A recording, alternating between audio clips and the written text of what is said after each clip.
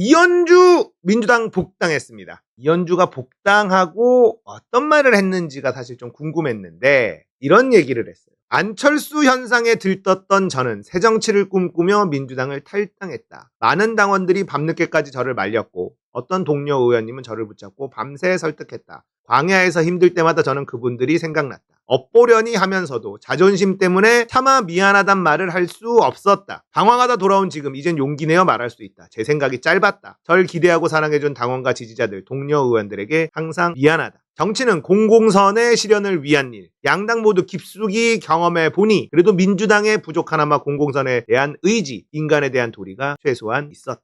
일단은 사과했다는 점을 높게 평가합니다. 정무적인 감각이 있다. 내가 어리석었다. 안철수 현상에 내가 속았었다. 우리가 지금 화내고 있는 몇몇 사람들, 김어준이나 주진우, 본인들이 윤석열에 대해서 잘못 판단하고 이야기했던 거에 대해서 사과를 좀 하면 좋은데 사과를 안 하는 것 때문에 아직까지 화가 나 있는 분들이 많거든요. 물론 지금 하고 있는 말과 행동, 여기에 윤석열에 대해서 공격하고 비판하고 이재명 대표 편에 서서 하고 있는 것들 뭐 이래서 우리가 알고는 있으나 그래도 사과 한번 해주는 게 맞지 않느냐, 다들 이런 생각을 하고 있단 말이에요. 이현주는 제대로 사과를 했다. 이현주에 대한 평가, 시사건건의 생각을 말씀드리겠습니다.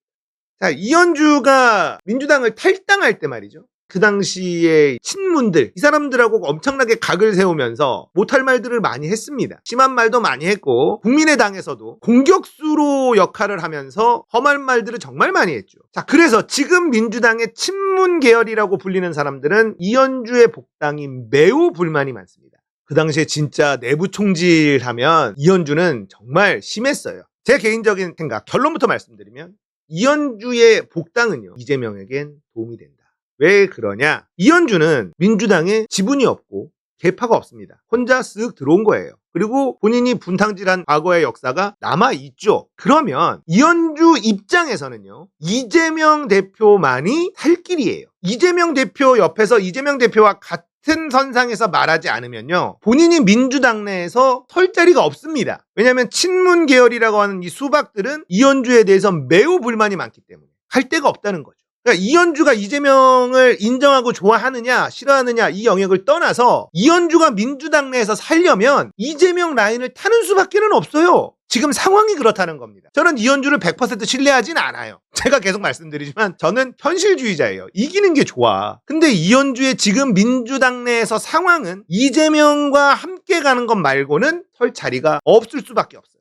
이재명과 반대 목소리를 낸다고 친문 계열 쪽에서, 반명 쪽에서 이현주 아이고 좋아라 안 한다는 겁니다. 그러면 이현주 입장에서는 이재명과 같은 방향을 보고 이재명 뒤에 딱 서서, 이재명 옆에 서서 소리를 내는 수밖에는 없죠. 윤석열 정권과 싸워주고 검찰 독재와 싸워주고 민주당 내에서 솔직히 아무도 대놓고 이재명 대표가 검찰에게 지금 당하고 있는 거다라고 대놓고 말하는 사람이 없어요. 이걸 해줄 수 있는 사람이 이현주라는 생각이 듭니다. 언제 어떤 식으로 이재명 대표의 등 뒤에 칼을 꽂을지 모르지만 그럴 수 있는 사람이라는 것도 인정을 하지만 이번 총선, 다음 대선 이때까지는요, 이현주는 이재명을 붙드는 것 말고는 민주당 내에서 살아남을 수 있는 방법이 없다. 저는 그렇게 생각이 들기 때문에 이현주의 복당은 득이다.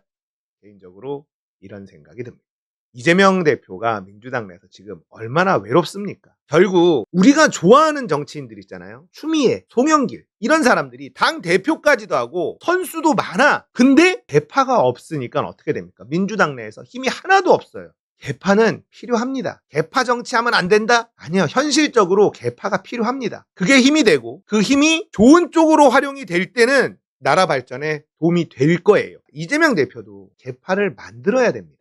개파 없이 휘둘리지 않고 정치를 할 수가 없어요. 그러려면 이해관계가 맞아떨어지는 사람하고 일단 손을 잡는 수밖에는 없죠. 이재명 개파 만들어야 된다. 개파 정치가 웬 말이냐 이렇게 얘기하시는 분들도 계실 텐데 말씀드렸다시피 저는 현실주의자라 이재명 개파가 필요해요. 흔들리지 않는, 우리가 정말 신뢰할 수 있는, 지금 이재명 개파라고 불릴 수 있는 사람들, 솔직히 이번 총선에 나왔어야 되는 사람들, 김용, 정진상 이런 사람들 다 재판받으면서 아무것도 못하게 손발 다 잘라놓지 않았습니까? 이재명이라는 인물이 지금처럼 힘들 때 술 한잔 마시면서 속내를 털어놓을 수 있는 사람들이 그런 사람들이란 말이에요. 김용, 정진상 같은 분. 나머지들 친명이라고 하는 사람들이 그렇게까지 이재명 대표가 믿을 수 있을까 싶지는 않아요. 김용민 의원은 이런 얘기를 하죠. 우리는 친명이라는 계파가 아니라 같은 정파다. 바라보는 방향이 같기 때문에 우리가 함께 힘을 합치는 거다. 이런 얘기를 한단 말이에요. 말이 좋죠. 정파, 계파 정치하지 말고 정파 정치를 해야 된다. 정책이나 이런 거에 따라서 이렇게 모였다가 저렇게도 모였다가 이렇게 하는 게 옳은 정치다. 말은 좋은데요. 안 돼요, 그렇게는.